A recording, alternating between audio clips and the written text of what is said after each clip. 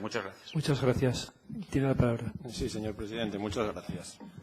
Yo, como he sido llamado, soy Ignacio Blancuriza, abogado y economista. Yo fui llamado aquí para opinar sobre la proposición de ley concreta, una proposición de 3 artículos que dice lo que dice. Y yo, después de 2 horas esperando antes y escuchando las intervenciones, yo estaba viviendo un cuestionamiento general del sistema del ERA, no un pronunciamiento en relación a una determinada proposición de ley. Empiezo por la conclusión, quiero desarrollarla un poco y acabo con la solución que yo propongo, que entiendo que tiene que ser el planteamiento eminentemente práctico, ¿no? Desde mi punto de vista, la proposición de ley no es ni conveniente ni es necesaria, no aporta seguridad jurídica, por lo que diré más adelante, y entiendo que una parte de ella, por lo menos, es contraria al ordenamiento jurídico actual. En concreto, es contrario a lo que establece la Ley 30.1992.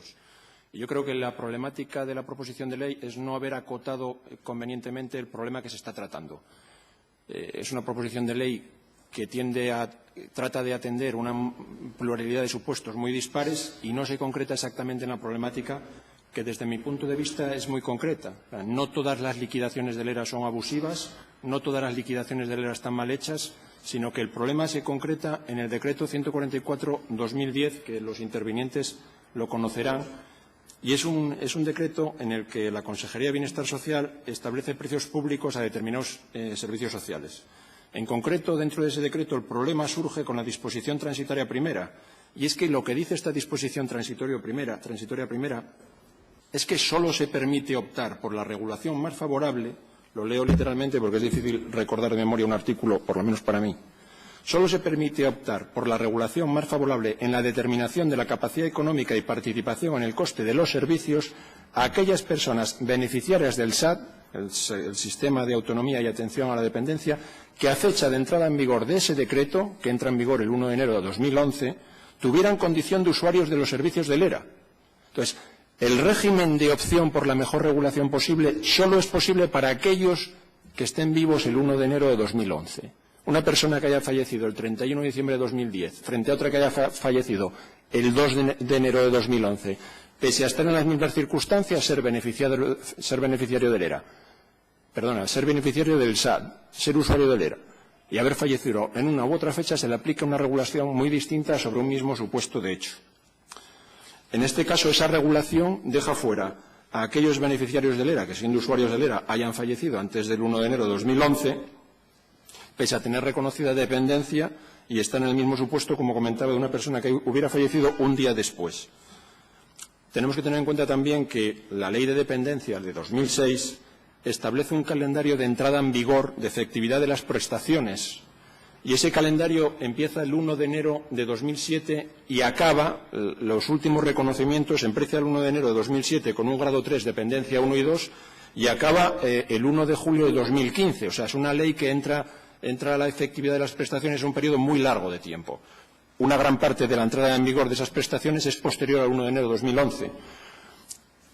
Yo entiendo entonces que la proposición de ley no soluciona el problema porque suspende todas las liquidaciones reclamadas a usuarios fallecidos, todas, no distingue en qué momento fallece una persona, no distingue si es beneficiaria o no del SAD, y propone también la revisión de oficio de todos los expedientes cerrados, tampoco sin distinción de una persona es beneficiaria o no del SAD o de la fecha de su fallecimiento, porque todos aquellos beneficiarios del SAD que hayan fallecido con posterioridad al 1 de enero de 2011 pueden optar por ese régimen de mejor regulación para sus familiares.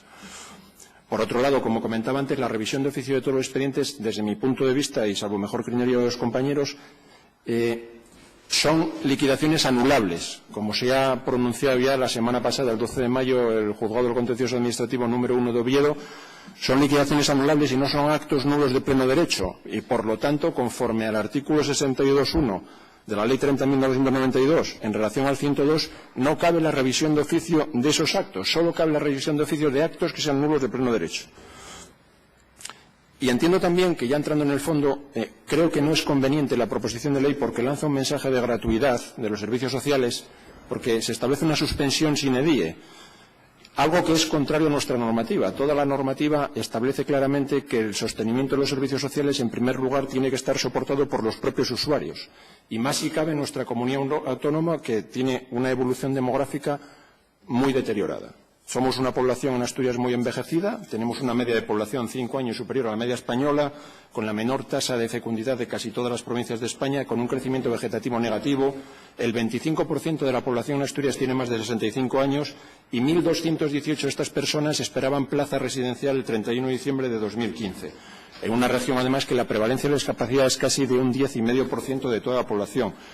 Iríamos también en contra de lo que se está regulando en los países tanto escandinavos como en Holanda o en Alemania, que están apostando por la activación de los dependientes y no por su internamiento, están apostando por reducir la prestación con un mayor grado de responsabilidad privada y familiar, derivando al paciente a la elección de unos servicios a través del sistema cheque, incluso en el Código Civil alemán, que establece la mutualización obligatoria de la familia. El Código Civil alemán obliga a la atención por parte de las familias en primer lugar, y solo en el caso de que se acredite, y consta en su Código Civil, solo en el caso de que se acredite esa incapacidad de atender a los mayores es cuando entrarían los sistemas públicos.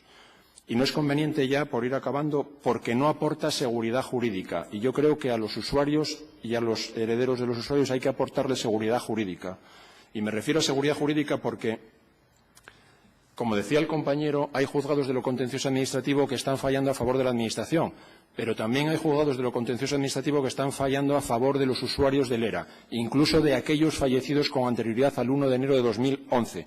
Y cito una sentencia muy reciente, que es del contencioso administrativo número 1 de Oviedo, es una sentencia del 12 de mayo de 2016, hace una semana, y fallaba a favor de los herederos pese a tratarse de una persona fallecida antes del 1 de enero de 2011, en base al principio de equidad, aplicando por analogía a este caso el régimen de opción de regulación más favorable y aquellos otros que seguirán fallando, como veíamos antes, en contra. Por tanto, hay que dar seguridad jurídica. ¿Y cuál es mi propuesta para dar seguridad jurídica? Para dar seguridad jurídica no es una proposición de ley que no soluciona el problema que queda todavía determinado en el decreto, y es que el decreto hace una distinción muy clara entre los fallecidos antes y después del 1 de enero de 2011. Con la proposición de ley que se pretende aprobar no se da solución y va a haber criterios dispares todavía en los tribunales, porque habrá tribunales que lo apliquen literalmente, como le sucedió con el compañero, y otros que no lo hagan, como el contencioso número 1.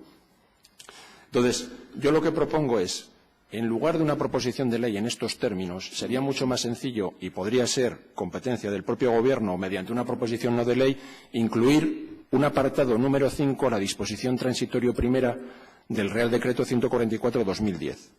Un apartado que diga, y les digo literalmente, que los sucesores o herencias yacentes de las personas beneficiarias del SAT que, habiendo sido atendidos en centros públicos o concertados, hubieran fallecido o causado baja antes de la entrada en vigor de este decreto, podrán optar en beneficio suyo, en propio beneficio, por la regulación que les fuere más favorable en relación al régimen de determinación de capacidad económica y participación en el coste de los servicios que les fuera de aplicación.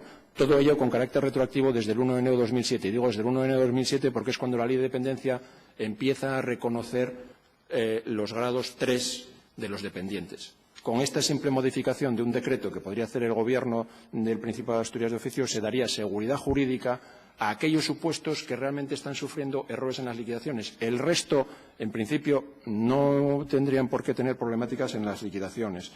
Y, finalmente, yo entiendo que no es necesaria la proposición de ley porque está todo regulado. Desde el 98, que contempla el decreto del Principado del 98, que contempla el contrato de hospedaje, la ley del 91. Está todo regulado ya, la ley de 2006, el Real Decreto de 2010, está todo regulado, está muy claro cuál es el coste de los servicios, quién lo tiene que soportar, quién tiene que soportar con su patrimonio también el coste de esos servicios, y los precios se publican todos los años. Y no tengo nada más que decir. Muchas gracias.